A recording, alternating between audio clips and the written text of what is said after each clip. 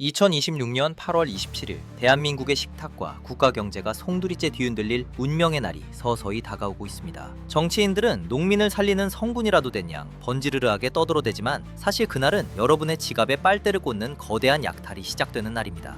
국가가 선의로 우리 농민들의 쌀을 사주면 모든 게 해결될 것 같으신가요? 그런데 그 돈이 결국 여러분의 식탁에서 고기를 치워버리고 우리 농촌을 세금이 썩어나가는 거대한 쓰레기장으로 만드는 거라면 어떠시겠습니까? 베네수엘라가 망한 건 단순히 총칼 때문이 아니라 바로 이런 독이 든 사탕 같은 가격 매입 정책 때문이었습니다. 오늘 이 영상 하나만 끝까지 보시면 8월 27일부터 시행될 양곡법 개정안이 왜 여러분의 삶을 옥죄는 가장 오싹한 저주인지를 완벽하게 이해하게 되실 겁니다.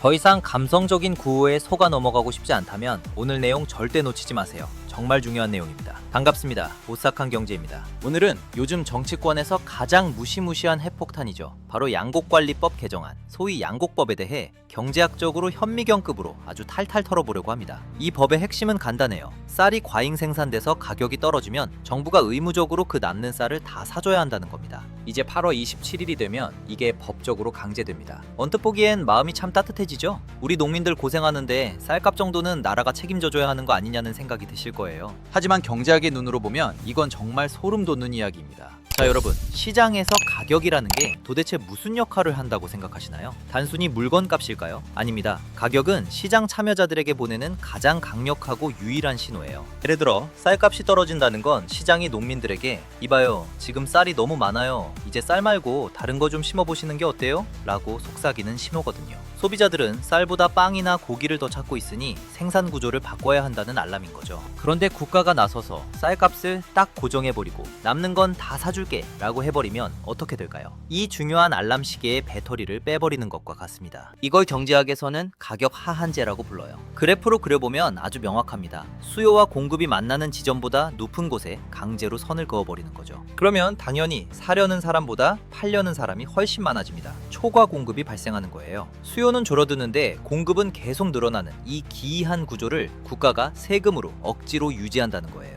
이 무시무시한 시스템이 바로 2026년 8월 27일부터 본격 가동된다는 겁니다. 한번 생각해보세요. 여러분이 식당을 하는데 손님이 한 명도 없어요.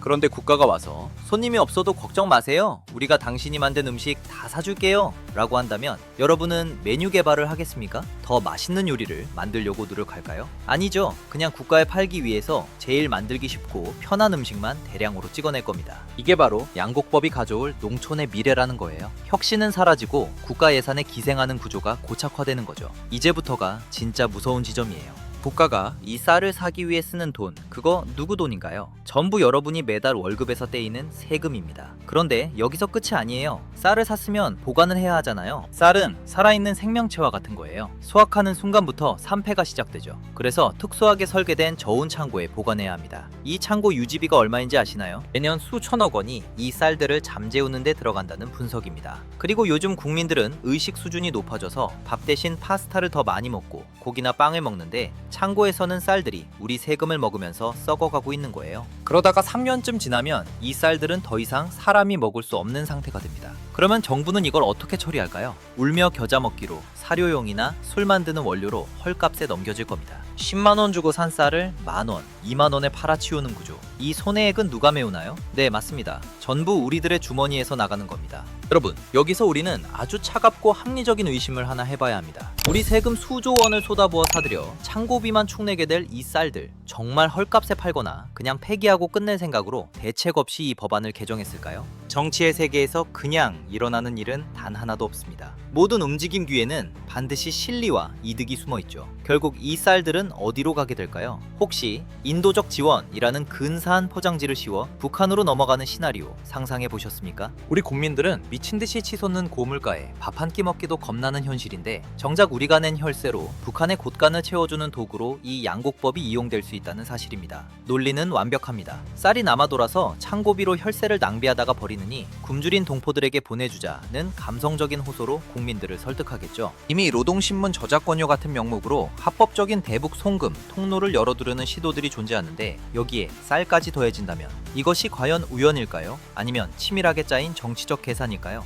국민의 주머니는 털고 생색은 정치인이 내며 실리는 엉뚱한 곳으로 흘러가는 이 오싹한 현실. 여러분은 어떻게 생각하십니까? 수조 원의 세금을 들여서 쌀을 사고 수천억을 들여서 보관하다가 결국 쓰레기통에 버려지거나 엉뚱한 곳으로 흘러가는 이 기괴한 일이 곧 발생한다는 겁니다. 이게 제정신일까요? 이 돈이면 우리 청년 농부들에게 스마트팜을 지어줄 수 있고 세계 시장에서 통할 수 있는 고부가가치 과일이나 채소 품종을 개발할 수 있습니다. 대한민국의 농업 경쟁력을 키울 수 있는 천금 같은 기회비용이 지금 논바닥에 버려지는 쌀더미와 함께 증발하고 있는 거예요. 이 모든 비극이 2026년 8월 27일 시행일만을 기다리고 있다는 겁니다. 자, 그럼 조금 더 깊이 들어가 보죠. 농민들을 위한다는 이 법이 사실은 농민들을 더 힘들게 만든다는 사실을 아시나요? 양곡법이 시행되면 농민들은 쌀 수확량에만 본격적으로 집중하게 될 겁니다. 그러면 쌀 생산량은 절대 줄어들 수가 없죠. 공급이 넘쳐나니 시장 가격은 계속 하방 압력을 받습니다. 정부가 아무리 사줘도 시장의 대세를 막을 수는 없거든요. 결국 농민들은 정부의 수매 가격에만 목을 매는 천수답 경영으로 돌아가게 됩니다. 정치인들이 쌀값을 결정하는 구조가 되면 농민들은 농사꾼이 아니라 정치 로비스트가 되어야 생존할 수 있는 비참한 상황에 놓이게 되는 거예요.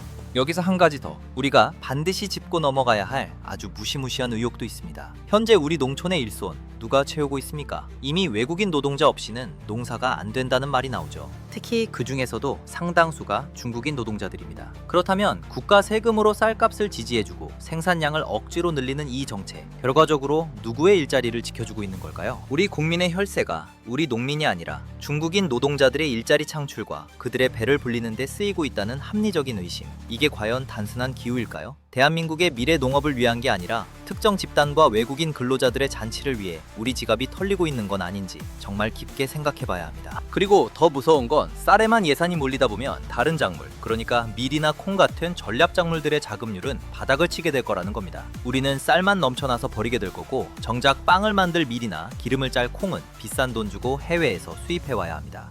식량 안보요? 쌀만 많다고 식량 안보가 지켜지나요? 오히려 영양 불균형과 수입 의존도 심화로 우리의 식탁은 더 취약해집니다. 이 법이 시행되면 우리가 단순히 쌀을 사주는 수준에서 끝나지만은 않을 겁니다. 이렇게 국가가 한번 가격에 개입하기 시작하면 그 다음은 어디일까요? 대파가 비싸면 대파 가격 통제하고 배추가 남으면 배추를 다 사주고 공정과 공평을 위해선 이런 식으로 해야 하지 않을까요? 국가가 시장의 모든 가격을 결정하는 순간 그 나라는 더 이상 자유민주주의 국가가 아닙니다. 우리는 그걸 계획경제라고 부르고 그 끝은 항상 처참한 붕괴였다는 걸 역사가 증명하고 있어요. 이 양곡법이 본격 시행되면 쌀값은 오히려 더 불안정해질 겁니다. 이게 무슨 역설이냐고요? 국가가 무조건 사준다는 믿음이 생기면 농민들은 기를 쓰고 쌀농사에만 매달립니다. 그러면 공급은 더 폭발적으로 늘어날 수밖에 없겠죠. 정부가 감당할 수 있는 예산은 한계가 있는데 공급이 끝없이 늘어나면 결국 시스템은 자연스레 붕괴될 수밖에 없는 거죠. 그때 가서 쌀값이 폭락하면 그 충격은 지금보다 수십 배는 더 클 거예요. 국가가 감싸주던 보호막이 터지는 순간 우리 농민들은 아무런 자생력도 없이 길거리로 나앉게 될 겁니다. 정치인들의 포퓰리즘이 만든 달콤한 사탕이 사실은 농민들의 이빨을 다 썩게 만들고 있는 거예요. 그리고 국가가 남는 쌀을 무조건 다 사준다고 하면 농민들이 쌀을 얼마나 정성껏 키울까요? 물론 열심히 하시는 농민분들도 계시겠지만 경제학적으로 보면 굳이 고품질의 쌀을 만들 이유가 사라지게 되는 겁니다. 어차피 국가가 최저 가격을 보장해 주는데 누가 힘들게 병충해 관리하고 품종 개량해서 비싼 쌀을 만들겠어요? 그냥 양만 많이 늘리면 그게 다 돈인데 말이죠.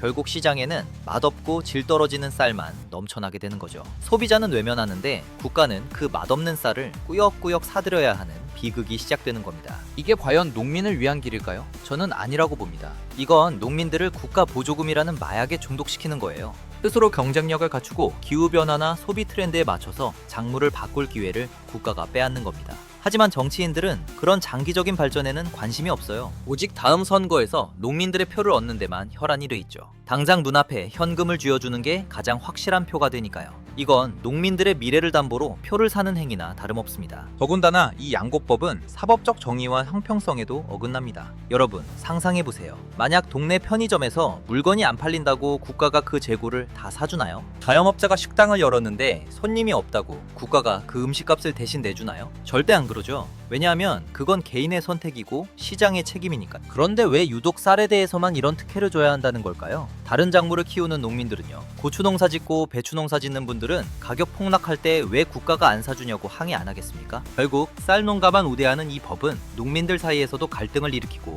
다른 산업과의 형평성을 완전히 무너뜨리는 악법 중의 악법입니다. 특정 집단의 표를 얻기 위해 시장 경제의 대원칙인 자기 책임의 원칙을 국가가 직접 파괴하고 있는 겁니다. 여기서 잠깐 잊고 계신 분들을 위해 구독과 좋아요 한 번만 제발 부탁드립니다. 자, 이제 우리가 왜 이 문제를 단순히 농민들만의 이야기가 아니라 우리 모두의 생존 문제로 봐야 하는지 조금씩 감이 오시나요? 그럼 지금부터 실제 이런 정책들을 펼쳤다가 국가 전체가 거덜난 해외 사례들을 아주 디테일하게 살펴보겠습니다. 여러분, 이제부터 우리가 진짜 눈을 크게 뜨고 지켜봐야 할 대목입니다. 이 양곡법 같은 정책이 과연 대한민국에서만 처음 나온 기발한 아이디어일까요? 천만의 말씀입니다. 인류 역사를 보면요, 시장의 가격 결정권을 국가가 뺏어갔던 시도는 수도 없이 많았어요. 그리고 단 한 번의 예외도 없이 그 끝은 지옥이었습니다. 먼저 우리가 잘 아는 옛 소련의 사례를 한번 볼까요? 소련은 공산주의 국가였으니 모든 가격을 국가가 정했죠. 특히 빵 가격은 인민들의 생존과 직결된다고 해서 아주 낮게 고정해버렸습니다. 그런데 여기서 어떤 코미디 같은 일이 벌어졌는지 아시나요? 밀가루 가격보다 빵 가격이 더 싸지니까 농민들이 소나 돼지한테 사료 대신 빵을 먹이기 시작한 겁니다. 사람이 먹으라고 세금 쏟아부어서 가격 낮춰놓은 빵을 가축이 먹고 있는 거예요. 왜냐고요? 그게 경제적으로 더 이득이니까요. 시장의 신호를 왜곡하면 사람들은 가장 효율적인 방향이 아니라 가장 기형적인 방향으로 움직이게 됩니다. 결국 소련의 농업은 완전히 붕괴했고 그 넓은 영토를 가지고도 만성적인 식량 부족에 시달리다가 결국 나라가 망하는 결정적인 원인이 됐죠. 그리고 멀리 갈 곳도 없습니다. 최근 가장 시끄러운 대표적인 나라도 있죠. 우리와 같은 시대를 살고 있는 베네수엘라입니다. 한때 세계 최대의 석유 매장량을 자랑하며 우리보다 훨씬 잘 살았던 나라죠. 그런데 차베스 정권이 들어서면서 무슨 짓을 했나요? 농민들을 위한다며 토지를 몰수하고 농자재 회사를 국유화했습니다. 그리고 농산물 가격을 국가가 딱 정해버렸죠. 농민들 입장에서는 비료 사고 씨앗 사는 비용은 계속 오르는데 국가가 사주는 가격은 제자리니까 농사를 지으면 지을수록 손해를 보는 구조가 된 겁니다. 결과는 어땠을까요? 농민들이 농기구를 버리고 도시로 떠났습니다. 농토는 황폐해졌고 마트 매대에서는 음식이 사라졌어요. 지금 베네수엘라 국민들이 쓰레기통을 뒤지는 건 석유가 없어서가 아닙니다. 국가가 농업이라는 거대한 생태계에 칼을 들이대고 가격이라는 신경망을 끊어버렸기 때문이에요. 이게 바로 포퓰리즘이 만드는 오싹한 현실입니다. 어떤 의도로 시작했을지 모르지만 결과는 수백만 명을 굶주림으로 몰아넣는 잔인한 범죄가 된 거죠. 그 외에 미국에서 1930년대부터 1970년대 농업가격 지원 프로그램을 통해 엄청난 세금을 낭비했으며 1980년대 개혁을 통해 경쟁력을 다시 회복했습니다. 인도, 캐나다, 호주 등등 수많은 나라에서 정부가 개입한 후 폭망한 사례들이 존재하고 결국 모든 나라에서 폐지한 정책들이었습니다. 그런데 대한민국은 이 수많은 사례들을 보면서도 21세기인 지금 시점에 시작을 하려고 합니다. 도대체 무슨 생각인 걸까요? 왜 이런 말도 안 되는 정책들이 선거철만 되면 고개를 들까요? 바로 경제학보다 정치가 앞서기 때문입니다. 정치인들에게는 1년 뒤, 5년 뒤의 국가 경제보다 당장 내일 투표함에 담길 표 한 장이 더 중요하거든요. 내가 국가 예산을 써서 당신들 쌀을 다 사줄 테니 나를 찍어달라. 이 얼마나 달콤하고 강력한 유혹입니까? 하지만 이건 경제학적으로 보면 내 미래의 주머니를 털어서 현재의 표를 사는 전형적이고 사악한 약탈입니다. 이게 더 무서운 이유는 사법부와 행정부의 신뢰까지 무너뜨리기 때문이에요. 법치주의 국가에서 가장 중요한 건 예측 가능성입니다. 내가 이만큼 투자해서 이만큼 생산하면 시장에서 이 정도 가격을 받을 수 있다는 믿음이 있어야 경제가 돌아가죠. 그런데 정치권에서 갑자기 법을 바꿔서 야, 이제부터 가격은 우리가 정할게, 남거나 모자란 건 우리가 세금으로 처리할게 라고 룰을 바꿔버리면 어떤 투자자가 이 나라에 돈을 쓰겠습니까? 시장의 룰이 정치적 논리에 의해 수시로 바뀌는 나라, 그건 더 이상 선진국이 아니에요. 자본은 소리 없이 가장 먼저 그런 나라를 탈출합니다. 여러분, 이렇게 되면 앞으로 무슨 일이 발생하게 될까요? 쌀값을 국가가 보장해주면 결국 쌀 농가는 정치권의 눈치만 보게 될 겁니다. 시장에서 소비자들에게 선택받으려 노력하는 게 아니라 정치인들에게 더 큰 보조금을 달라고 시위하는 게 훨씬 이득인 사회가 되는 거죠. 생산성은 떨어지고 기술 혁신은 멈춥니다. 반면 옆 나라 일본이나 미국을 보세요. 그들은 농업을 데이터 기반의 첨단 산업으로 바꾸고 있습니다. 드론이 씨를 뿌리고 AI가 수확 시기를 결정하며 전 세계 시장을 공략하고 있죠. 우리가 양곡법 양곡법이라는 족쇄를 차고 논바닥에서 과거와 싸우고 있을 때 그들은 미래 식량 패권을 쥐기 위해 달려가고 있는 겁니다. 이 모든 국가적 자살 행위가 바로 2026년 8월 27일부터 공식화됩니다. 자, 여러분, 우리가 양곡법 제정안에 대해 왜 이토록 분노해야 하는지 이제 좀 느껴지시나요? 이 양곡법은 단순히 쌀의 문제가 아닙니다. 대한민국의 경제 시계를 거꾸로 돌리려는 시도이고 우리 아이들이 짊어져야 할 빚더미를 산더미처럼 쌓는 행위입니다. 이제 이 정책이 여러분의 식탁 물가에 구체적으로 어떤 타격을 주는지, 그리고 우리가 이 거대한 포퓰리즘의 파도를 어떻게 막아내야 하는지도 알아봐야겠습니다. 자, 여러분, 이제 우리가 마주할 가장 현실적이고도 잔인한 진실을 이야기할 시간입니다. 이 양곡법이라는 괴물이 단순히 나라 곳간만 축내는 게 아니라 여러분이 오늘 저녁 식탁에 올릴 반찬 가짓수까지 줄여버린다는 겁니다. 이게 바로 경제학에서 말하는 풍선 효과의 공포입니다. 풍선의 한쪽을 누르면 다른 쪽이 툭 튀어나오죠. 정부가 세금을 쏟아부어서 쌀 생산을 강제로 유지하면 어떤 일이 벌어질까요? 농민들 입장에서는 굳이 힘들게 고추 농사 짓고 배추 농사 짓고 소 키울 이유가 사라집니다. 어차피 쌀만 심으면 나라가 다 사주는데 누가 날씨 영향 많이 받고 손 많이 가는 채소나 과일을 키우겠어요?